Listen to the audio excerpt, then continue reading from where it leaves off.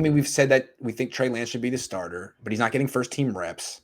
And yet we think that the Niners are handling this correctly. And that may seem kind of weird. Vish, let's explain it. Why don't you explain it? I think this is masterful, the way they've handled this entire quarterback situation, because basically what they're doing is limiting pressure on a quarterback that already has an immense amount of pressure on him, because this entire every person within the organization, their job is tied to this guy, right? Mm-hmm. Everybody, Kyle Shanahan's job, John Lynch's job, Mike McDaniel's job, DeMeco Ryans, they're all tied to the success of Trey Lance because they gave up so much to get him.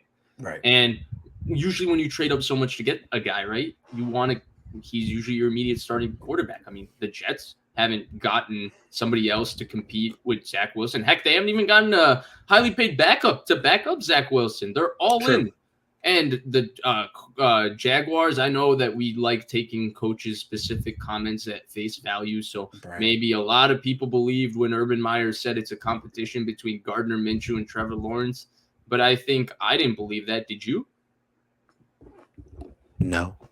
Yeah, so Trevor Lawrence is starting. Trey Lance is the 3rd overall pick, right? But they've been masterful in their handling of the situation because there's no pressure on him, right? They have a quarterback who they've won with. And now, if Trey Lance succeeds, Trey Lance will start.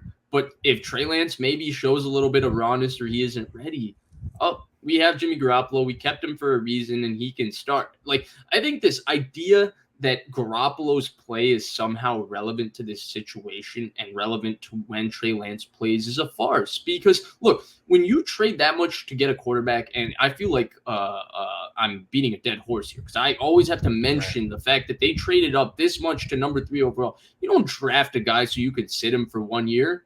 Yeah, like Niner fans, if you were satisfied with step back. If the Raiders did this, it'd be obvious.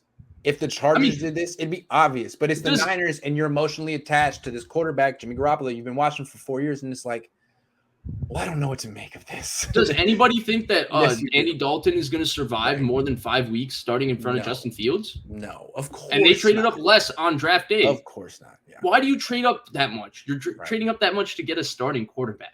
Right. And so from that standpoint, basically they've left the door open, and Kyle Shanahan has been actually pretty honest about it. He said he's not opposed to starting a rookie quarterback.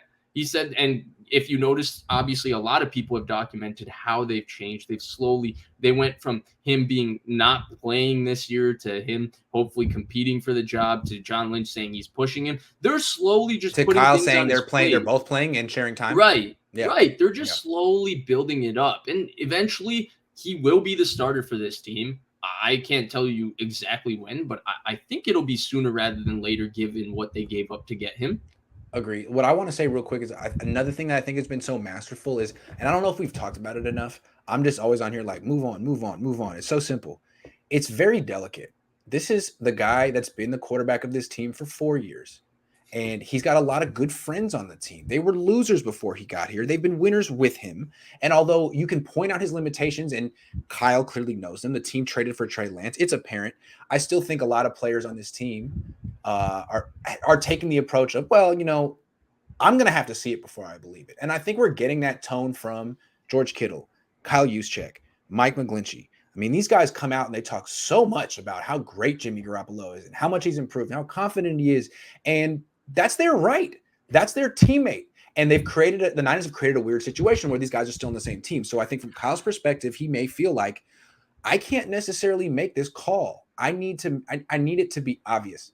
I need everyone to be on the same page here.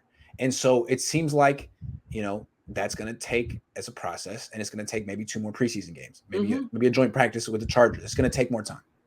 Yeah, 100%. And yeah, I mean, obviously, I'm just guessing. It's just, it would have to. Jimmy has the support of the locker room. I've been in that locker room. I hear the way they talk about him. It's apparent.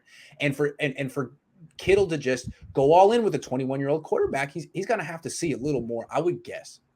Mm-hmm. Yeah. I believe that. Yeah, there's Kyle's sensitive to that, to his credit.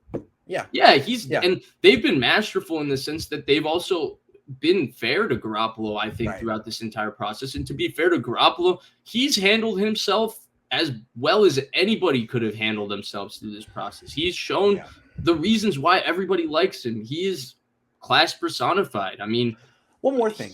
By not, calling it a quarterback competition, or by just basically saying he's the quarterback, he's playing well, they've kept him confident. They've done so much, Kyle in particular, on the record criticism of Jimmy. Well, he's good, but he's good he's good, except this year it's like, nah, he's just good. He's like, forget it. Let's just say he's good. Great. I think that's right. And because I feel like the biggest issue, the biggest change of him now and him before the playoffs is confidence at this point. Yeah. And look, they still need him.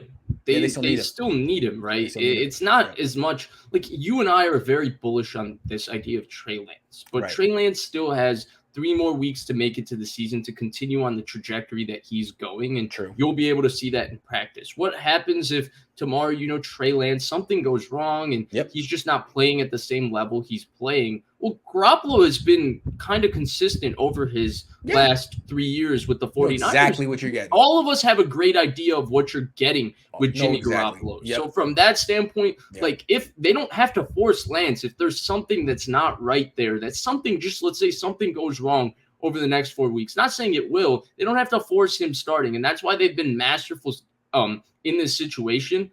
But I think this idea that they're somehow committed to Garoppolo or they owe Garoppolo anything, that's the part that I really want to drive home. It's just not true. And it's never true if you trade that much up for a quarterback. I'm sorry. That's just how it works.